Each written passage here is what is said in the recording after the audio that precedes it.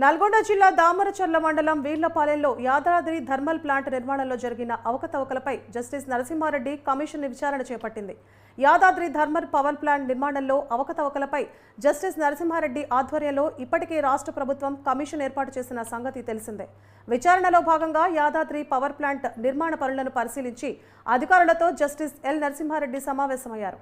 Yadadri thermal power plant నిర్మాణానికి టెండర్లు ఎందుకు పిలవలేదో విచారణ జరిపామని యాదాద్రి థర్మల్ పవర్ ప్లాంట్ విచారణ committee chief justice L Narasimha Reddy వెల్లడించారు. గత ప్రభుత్వం టెండర్లు ప్రకటించకుండా జీహెచ్ఎంసీలకు కేటాయించడంపై విచారణ చేశామన్నారు. పవర్ పర్చేజ్ అగ్రిమెంట్లపై కూడా విచారణ జరుగుతుందన్నారు.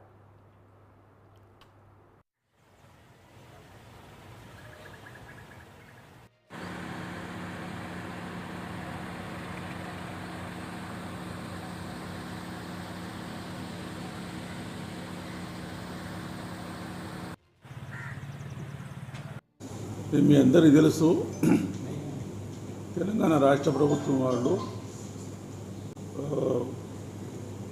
మార్చి నెలలో ఈ కమిషన్ ఏర్పాటు చేసినారు.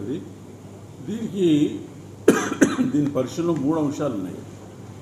ఒకటేమో ఛత్తీస్గఢ్ రాష్ట్రం నుంచి విద్యుత్ కొనుగోలుది, రెండవది భద్రాద్రి థర్మల్ పవర్ స్టేషన్ దాన్ని, ఇంకోటి మూడోదేమో ఇక్కడిది యాదాద్రి థర్మల్ పవర్ స్టేషన్ టెండర్లు పిలవకుండా ఈ కాంట్రాక్ట్ ఇవ్వడం ఉంది.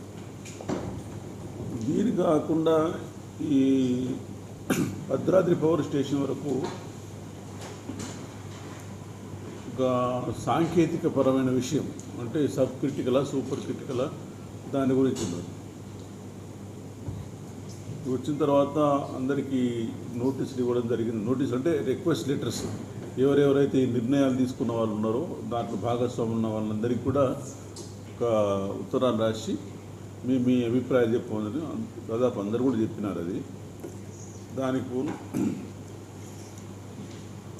ప్రజల నుంచి కూడా వాళ్ళ అభిప్రాయాలు తెలియజేయడానికి దానికి కూడా ఒక నోటీస్ ఇవ్వడం జరిగింది. కొంత సమయం ఎందుకంటే ఎలక్షన్స్ ఉన్నాయి కాబట్టి దాని కోడ్ ఆఫ్ కండక్ట్